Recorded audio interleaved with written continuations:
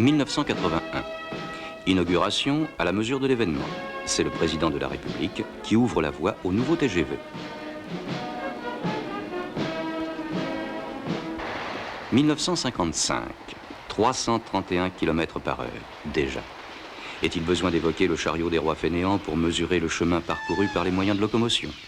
Le train, quant à lui, bravant la loi universelle, rajeunit à mesure que le temps passe. Sur voie A, Transeurope Express, le Mistral, rapide numéro 1.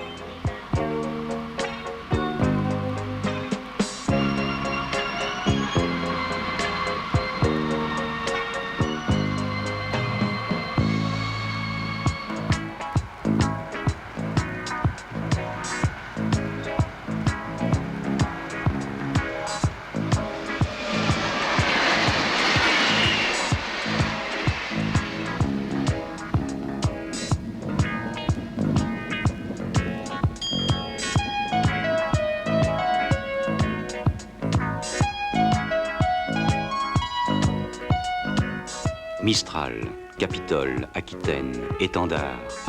Autant de noms évocateurs de vitesse ou de voyage. Le record a toujours des retombées usuelles. 1967. Le Capitole est le premier train commercial du monde à rouler à 200 km par heure. Mais comment atteindre de grandes vitesses sur des lignes non électrifiées?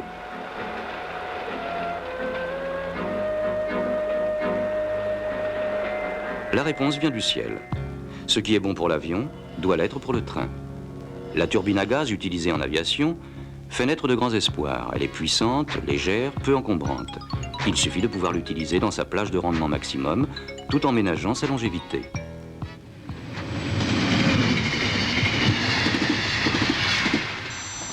D'amélioration en amélioration, un engin d'expérimentation, le TGS, a donné naissance à une première génération de turbotrains appelée ETG. Le turbotrain 3905 à destination de Cherbourg va partir.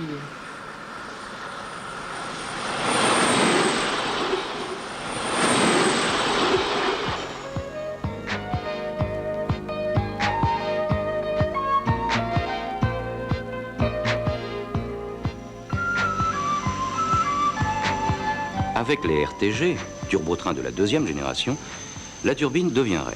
Elle remplit seule toutes les fonctions de traction, mais aussi celles liées au confort, telles que la climatisation.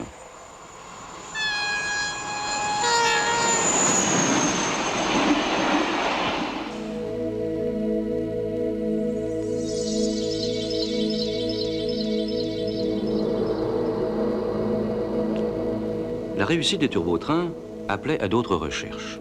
Dans les mêmes conditions que l'étude de profilage d'un avion, une maquette se modèle sa ligne future.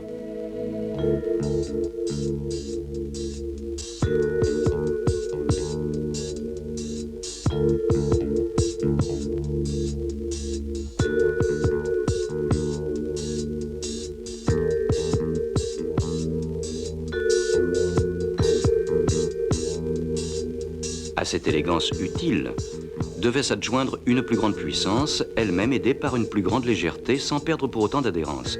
Problème résolu par le jumelage de deux turbines à gaz et par la répartition du poids sur un grand nombre d'essieux moteurs.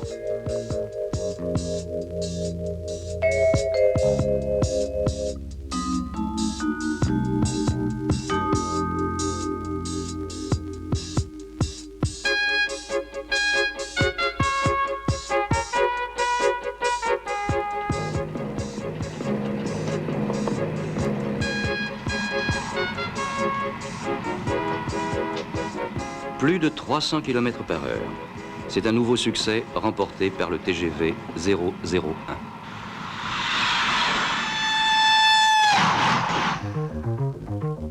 Pas plus qu'une voiture de course ne saurait emprunter une route fréquentée par des camions, un train à grande vitesse ne pouvait partager une même ligne avec des convois de marchandises.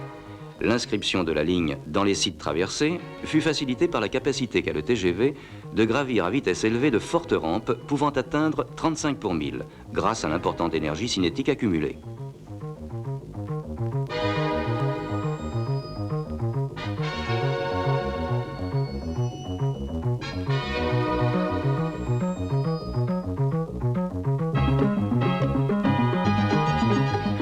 À nouvelle exploitation répond harmonieusement une esthétique nouvelle quand elle respecte la simple beauté. C'est ce que l'on pourrait répondre à ceux qui, peut-être, regretteraient les pittoresques tracés tortueux qui suivent le fond des vallées.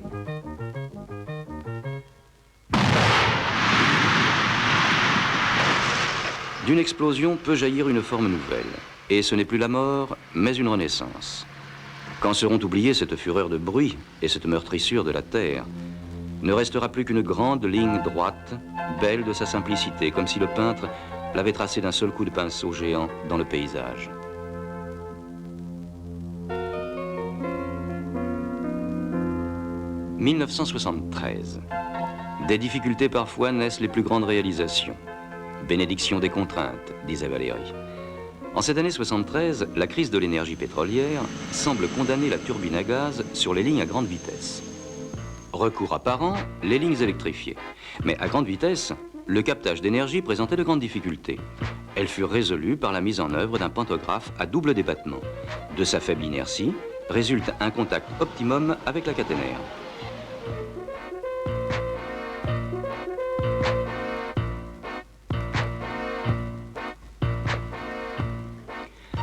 Un engin d'étude, la Z7001, permet de tester à grande vitesse un nouveau type de bogie dont la masse se trouve réduite par l'adoption d'une transmission aux moteurs qui sont désormais placés sous les caisses.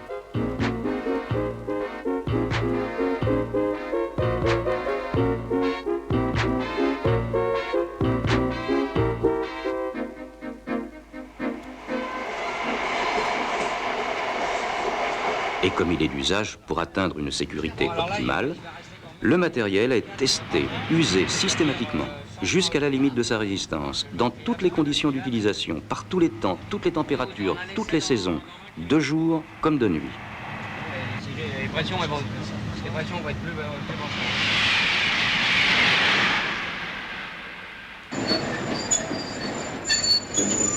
La matière parfois semble se plier à ce que l'on exige d'elle, quand la grandeur de la réalisation donne la mesure à cette alchimie moderne. L'acier le plus rigide se fait flexible, comme pour répondre plus souple à l'effort de l'homme et de la machine, et mieux épouser son support.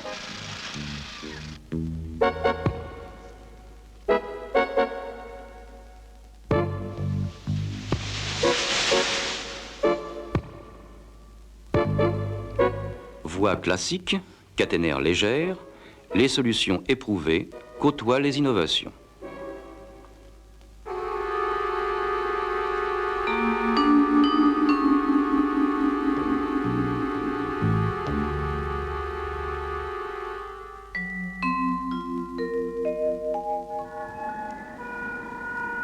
26 février 1981. Dans l'ambiance habituelle des événements importants, le TGV atteint la vitesse record de 380 km/h. Nouvelle victoire qui confirme la jeunesse du chemin de fer. De la conception à l'étude, de l'étude à la réalisation, essai, usinage, test, vérification et mise en service, c'est une longue chaîne qui aboutit à l'élément le plus important, l'usager.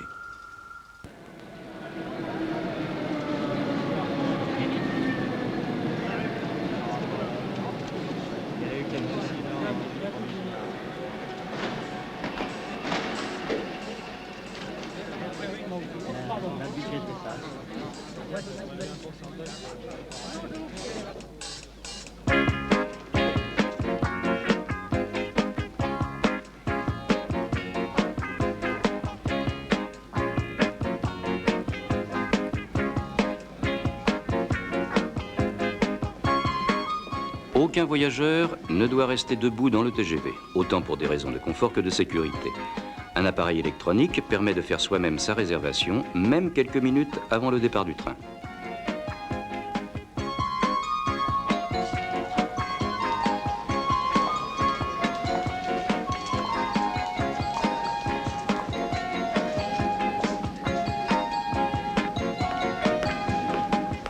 À la pureté des formes engendrées par la vitesse, s'allie une architecture d'une harmonieuse rigueur.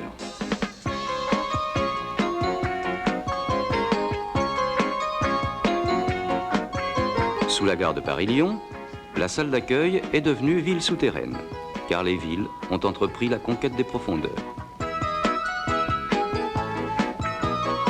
En abrégeant le temps, le TGV a réduit les distances, faisant presque de Lyon une banlieue de Paris, ou de Paris, la banlieue de Lyon. Sur voie D, le TGV 621, départ 12h15 en première et seconde classe, à destination du Creusot, Mont-Solémine, Montchanin, Lyon-Poteau et Lyon-Perrache. Ce train assure une correspondance à Lyon-Perrache sur... Le TGV comporte un plus grand nombre de places en deuxième classe. Mieux, la tarification est modulée, ce qui permet de payer moins cher en dehors des heures de pointe. La grande vitesse n'est plus un luxe, elle est accessible à tous.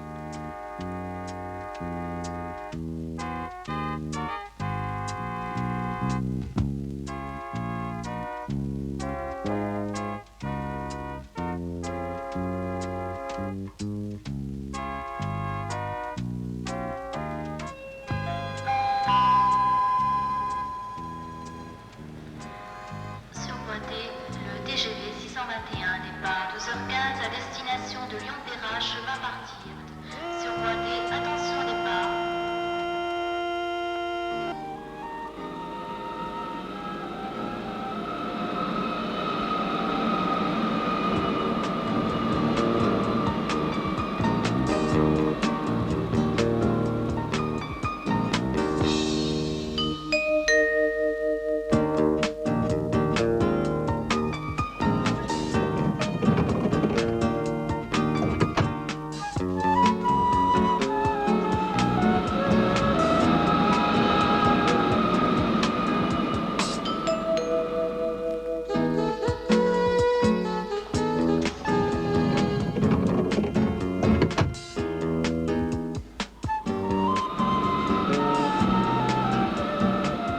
Les rames se succèdent rapidement, encore que l'on n'en soit pas au rythme du métro.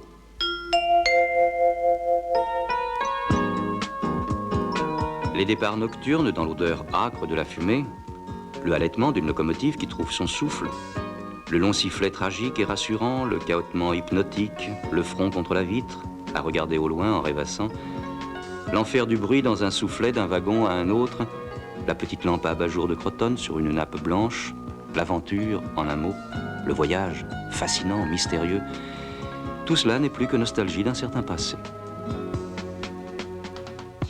Mais on ne bâtit pas l'avenir sur la nostalgie. Aujourd'hui, on voyage vite, très vite, quitte à s'inventer des rêves à la mesure d'un nouvel univers.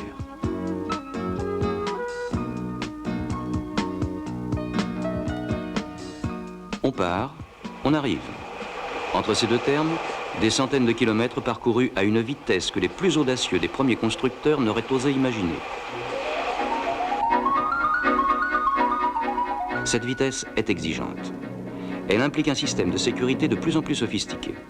Plus de signalisation conventionnelle dont la perception est aléatoire à grande vitesse par mauvais temps. Les signaux apparaissent directement dans la cabine par voyants lumineux qui indiquent la vitesse à respecter. Ici, conducteur du 621, appel régulateur. Régulateur écoute. Conducteur du 621, j'ai une séquence à 160, est-ce normal? Oui, t'as un ralentissement à 160 pour voie occupée. Bien compris, merci, bonne journée.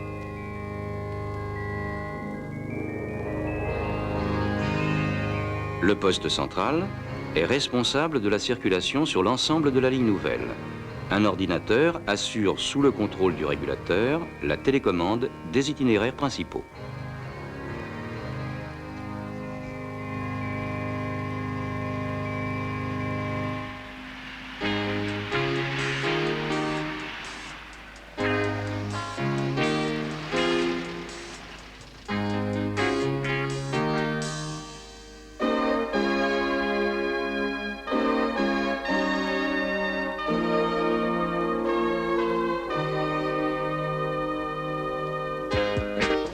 Avec le TGV, des régions auparavant mal desservies se trouvent soudain reliées à Paris en 3 fois moins de temps. Tel est le cas de l'ensemble Le Creusot, Mont-Solémine, Montchanin.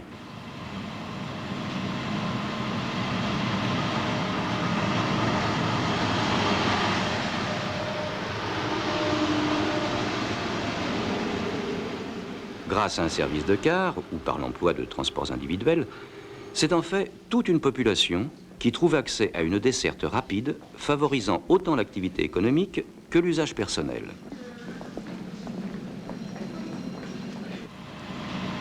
En simple logique, notre film prend fin avec notre arrivée à Lyon-Perrache.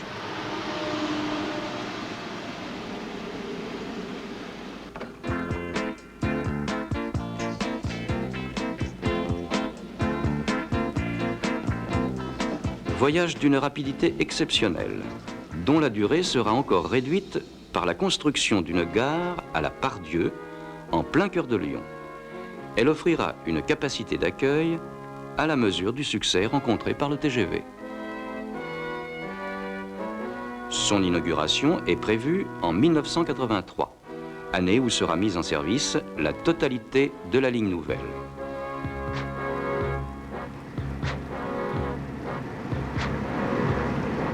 À cette date, de nombreuses villes du Sud-Est, ainsi que Lausanne et Genève, seront desservies par le TGV avec des temps de parcours notablement réduits.